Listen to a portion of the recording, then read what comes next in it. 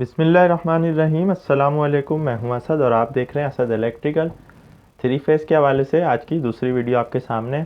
आज हम सिर्फ एक क्वेश्चन को कवर करेंगे कि ये एक ऐसा क्वेश्चन है जो तकरीबन इलेक्ट्रिकल की फील्ड से ताल्लुक़ रखने वाले हर शख्स के जहन में होता है, लेकिन इसका जवाब जो है सही से मिल नहीं पा रहा होता है कि ऐसी क्या वजह है कि हम थ्री फेज़ को ही यूज़ करते हैं, यानी थ्री फेज़ सिस्टम को।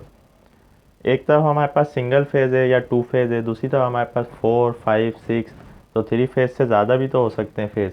तो ऐसी क्या वजूहत हैं जिसकी बिना पर पूरी दुनिया में थ्री फेज़ सिस्टम ही जो है वो सबसे ज़्यादा एफिशिएंट और सबसे ज़्यादा यूज़फुल माना गया है, उसी के मुताबिक हमारी सारी चीज़ें काम कर रही हैं। तो बस आज की वीडियो में हम इसके जवाब को तलाश करेंगे। तो ये आप देख सकते हैं कि थ्री फेज़ हमने सेंटर में रख दिया है। एक तरफ हमारे पास या तो वन फेज़ है या टू फेज़ है। वन यानी कि सिंगल फेज़, दूसरा है डबल फेज़ यानी कि टू फेज़। तीन से आगे अगर हम जाएं तो हमारे पास फोर फेज़ भी हो सकते हैं, फाइव भी, सिक्स भी, या इससे आगे आप जितने भी नंबर ले जाएं। तो हमारे यहाँ जो यूज़ हो रहा है वो थ्री फेज़ यूज़ हो रहा है। तो सबसे पहले हम बात कर लेते हैं कि सिंगल फेज़ और टू फेज़ के मुकाबले में थ्री फेज़ क्यों यूज़ किया जाता है। इस पर हमने थोड़ी बहुत जो है लास्ट वीडियो में बात कर ली थी, तो आज हम थोड़ा सा और खुल के कर लेते हैं। जैसा कि हमने बताया था कि सिंगल फेज़ में हमारे पास जो पावर की एफिशिएंसी है वो 63 या 64% के अराउंड में मिलती है। अगर हम सिंगल फेज़ में एक और फेज़ को शामिल कर लेते हैं 90 डिग्री के एंगल से, तो डबल फेज़ में यानी कि टू फेज़ में हमारी जो एफिशिएंसी है पावर की वो 90% तक चली जाती है। तो ये जो इतना फ़र्क आ रहा है सिर्फ एक फेज़ को बढ़ाने से, तो ये तो समझ में आता है।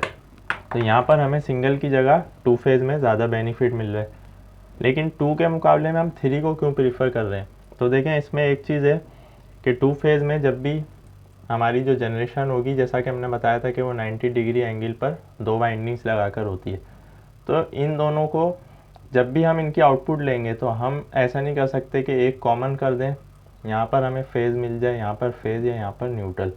अगर ऐसा करेंगे हम तो उसके लिए हमें यहाँ पर न्यूट्रल में मोटी केबल यानी कि मोटा वायर यूज़ करना पड़ेगा, चूँकि 90 डिग्री एंगल होने की वजह से इसमें न्यूट्रल जो है वो दोनों का यानी कॉमन नहीं बनता है कभी भी। इसका अलग न्यूट्रल करंट होगा, इसका अलग होगा। तो टू फेज़ में हमारे पास एक नुकसान ये है कि या तो हमें चार वायर यूज़ करने पड़ेंगे, एक फेज़ और न्यूट्रल हो गया हमारे पास, दूसरा फेज़ और न्यूट्रल, तो यहाँ पर हमारे पास एक्सपेंसेस बढ़ जाएंगे। दूसरा ये कि यहाँ पर एफिशिएंसी थ्री फेज़ के मुकाबले में टू फेज़ में कम है। तो अगर हम एक फेज़ का और इजाफा कर दें तो वहाँ पर हमें किन किन चीज़ों का फ़ायदा हो रहा है as compare to two phase system.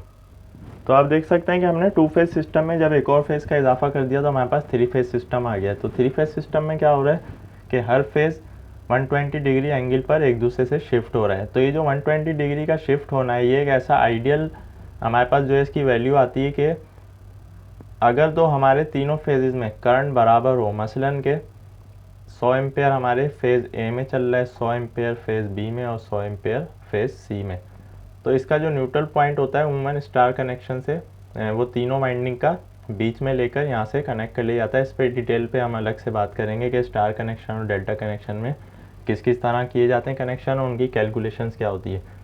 तो अगर तीनों फेजेस में हमारा करंट बैलेंस है, इसको हम कहते हैं कि हमारा बैलेंस करंट है, यानी कि हमारे जनरेटर में तीन कॉइल्स हैं, यानी कि तीन वाइंडिंग्स हैं, तो तीनों में अलग अलग फेज़ जनरेट हो रहे हैं, हर फेज़ एक दूसरे से 120 डिग्री के एंगल पर शिफ्ट हो रहा है। तो यहाँ पर हमें आउटपुट में 6 वायर लेने की ज़रूरत नहीं होती, बल्कि हम हर वाइंडिंग के एक सिरे को आपस में जोड़ देते हैं इस तरह, तो हमारे पास तीन फेजेस आ जाते हैं यहाँ पर।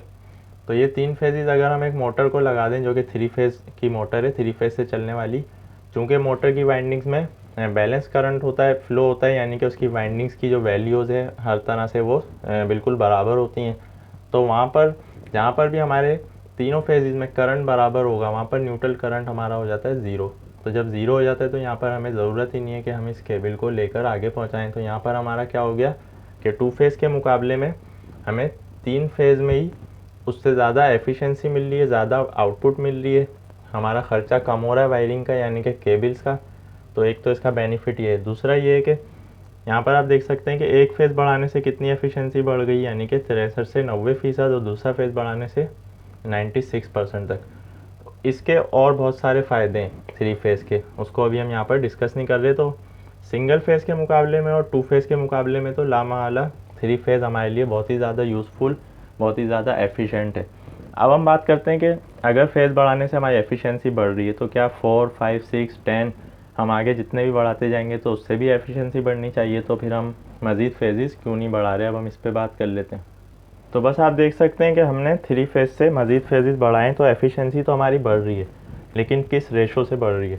अगर हमने 3 फेज़ की जगह 4 फेज़ सिस्टम कर दिया हो तो 4 फेज़ सिस्टम में एक तो ये कि 120 डिग्री का एंगल नहीं रहेगा, तो जिसकी वजह से या तो एंगल कम होगा या हमें अलग सेटअप करना पड़ेगा। तो उसकी वजह से फिर वही होगा कि वहाँ पर न्यूट्रल करंट हमारा कॉमन नहीं हो सकता कभी भी, जिस तरह 3 फेजेस में हो रहा है।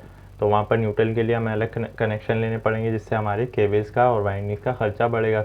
दूसरी चीज़ ये कि एफिशिएंसी तो इतनी नहीं बढ़ रही यहाँ पर। एक फेज़ बढ़ाने से हमारी इतनी, यानी कि सिंगल फेज़ से जब हम 3 फेज़ तक लेकर आए तो कितनी एफिशिएंसी बढ़ गई है, जो कि ऑलमोस्ट 100% के करीब करीब आ गई है।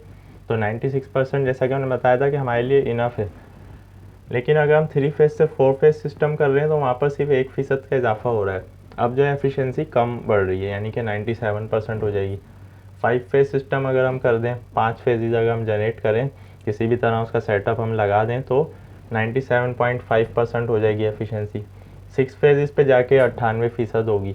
अगर हम फेज़ बढ़ाते जाएं तो 10 फेजेस पे जाके हमें जो मिलेगी वो 99.5% होगी। अगर हम फेजेस बढ़ाते बढ़ाते 100 तक भी ले जाएं तो 100% जाकर मिलेगी।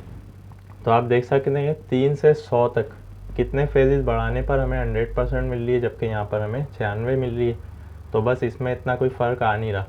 तो फ़र्क किस चीज़ का आ रहा है, यहाँ पर हमारी कॉस्ट का आ रहा है। जितने फेजेस हम बढ़ाएंगे हमारा ख़र्चा बढ़ता जाएगा। इसको हम आसान करके समझा देते हैं, जैसा कि लास्ट वीडियो में हमने मिसाल से समझाया था। तो हमने ये मिसाल दी थी कि अगर हमारे पास एक आदमी है और यहाँ पर हमारे पास बहुत ज़्यादा सामान मौजूद है, हमें इस ट्रेलर तक लेकर आना है या कंटेनर तक, तो ये आदमी अकेला रुक रुक कर लाएगा, यानी कि इसको रेस्ट चाहिए। लेकिन हमने एफिशिएंसी बढ़ाने के लिए क्या किया कि एक आदमी को यहाँ खड़ा कर दिया, दूसरे को यहाँ खड़ा कर दिया, इन तीनों को एक मखसूस पॉइंट के साथ खड़ा कर दिया। अब जब तक ये यहाँ तक लाएगा तो सही है, ये थक नहीं रहा है, लेकिन यहाँ पर आके इस बंदे को रेस्ट चाहिए, तो ये क्या करेगा, ये सामान इसको दे देगा। तो ये हमें आउटपुट इस तरह मिल गई। अब ये बजाय इसके कि ये सामान को रख के दोबारा उठाए, अब ये डायरेक्ट यहीं से पकड़ा इसने सामान और इसने यहाँ पहुँचा दिया। यहाँ से इसने तीसरे बंदे को दे दिया, तीसरे ने लेकर हमारे ट्रक तक पहुँचा दिया। तो एफिशिएंसी तो बढ़ गई, यानी कि सिंगल फेज़ में जो हमारी आउटपुट थी 2 फेज़ में उससे ज़्यादा इजाफा हो गया, 3 फेज़ में मज़ीद इजाफा हो गया। अब मान लें कि 3 आदमियों का काम है, यहाँ पर हम 10 बंदे खड़े कर दें, एक इधर, दूसरा इधर, तीसरा इधर, चौथा इधर, पाँचवा, तो उससे क्या होगा, हमारा ख़र्चा बढ़ेगा। यानी 10 बंदों को पैसे तो हमें देने पड़ेंगे, लेकिन हमें आउटपुट पे कोई फ़र्क नहीं पड़ेगा, क्योंकि ऑलरेडी हमें ये 3 बंदे वो काम करके दे रहे हैं जो हमें चाहिए। 10 बंदे खड़े करने से या 20 बंदे खड़े करने से अगर 1-2% का फ़र्क पड़ भी गया तो उससे हमारा नुकसान ही है, क्योंकि इतना हमें फ़ायदा नहीं होगा जितना नुकसान हो जाएगा।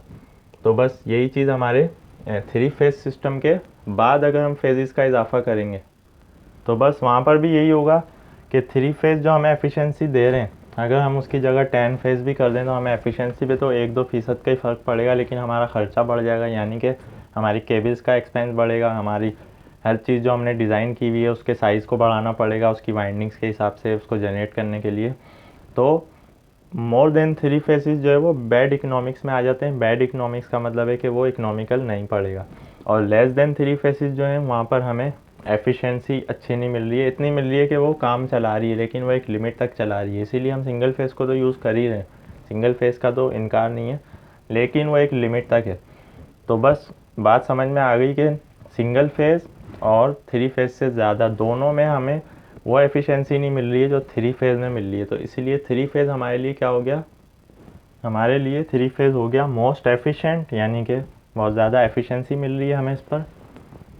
मोस्ट यूज़फुल, यानी कि इसके सिर्फ यही फ़ायदे नहीं है जो अभी तो हमने एडवांटेजेस पे इसके बात ही नहीं की, सिर्फ एक मिसाल के ज़रिए समझाया कि हमारी केबल्स का ख़र्चा भी बच रहा है और दूसरी चीज़ होगा। लेकिन 3 फेज़ का जो सिस्टम है उससे हमें बहुत सारे फ़वाइद मिल रहे हैं। वो किस तरह मिल रहे हैं वो अलग अलग जगहों पर आपको समझने होंगे। जब हम 3 फेज़ मोटर पर जाएंगे तो 3 फेज़ मोटर किस तरह काम करती है, वहाँ पर हमें 3 फेज़ से एक अलग एडवांटेज मिल रहा है। इसी तरह 3 फेज़ की जनरेशन में हमें एक अलग एडवांटेज मिल रहा है। तो हर जगह ट्रांसफार्मर में अलग है और डिस्ट्रीब्यूशन में 3 फेज़ का सिस्टम जो है वहाँ पर हमें अलग फ़ायदे मिल रहे हैं। तो 3 फेज़ एक ऐसा यानी कि यूज़फुल साबित हुआ है हमारे लिए कि वो हर तरह से हमारे लिए एफिशिएंट है और मोस्ट जो है वो यूज़फुल है, इसीलिए बस मोस्ट कॉमन हमारा तरीका 3 फेज़ इलेक्ट्रिसिटी की जनरेशन है।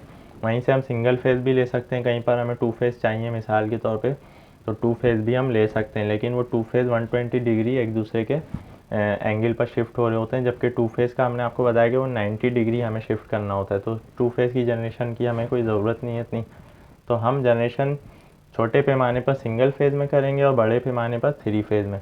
और अगर तो हमारे पास 3 फेज़ जनरेशन हो रही है तो बस हमें सिंगल फेज़ की जनरेशन करने की भी ज़रूरत नहीं है अलग से, यानी उसी से हमने सिंगल फेज़ भी ले लिया, उसी से हमने 3 फेज़ भी लेकर, तो 3 फेज़ हमारे लिए हर तरह से यूज़फुल साबित हो गया। इसीलिए हम इसको कहते हैं, एक तो ये मोस्ट इकोनॉमिकल भी हो गया, यानी कि हमारे पैसों के हिसाब से भी इसमें बहुत ज़्यादा सेविंग है as compare to single phase या मोर देन 3 फेज़। अगर हम ज़्यादा फेजेज़ यूज़ करेंगे वहाँ पर हमारा ख़र्चा बढ़ेगा, तो हमें एफिशिएंसी तो मिल ही रही है, सबसे ज़्यादा इस्तेमाल भी इसी को कर रहे हैं हम, इकोनॉमिकल भी हो गया।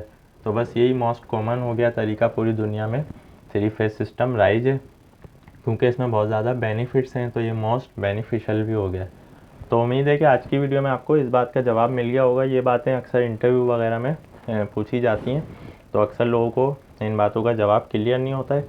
तो बस इसका सिंपल जवाब ये है कि 3 फेज़ सिस्टम में हमें जो बेनिफिट्स मिल रहे हैं वो ना तो 3 फेज़ से कम में मिल रहे हैं सिंगल और 2 फेज़ में, ना ही 3 फेज़ से ज़्यादा में मिल रहे हैं। तो बस इसी वजह से हम 3 फेज़ सिस्टम को प्रीफर करते हैं। तो बस 3 फेज़ सिस्टम के हवाले से आज की हमारी दूसरी वीडियो थी।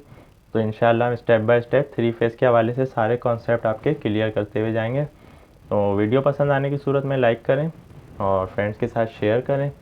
आज के लिए इतना ही, नेक्स्ट वीडियो तक के लिए इजाज़त दीजिए। अल्लाह हाफिज़।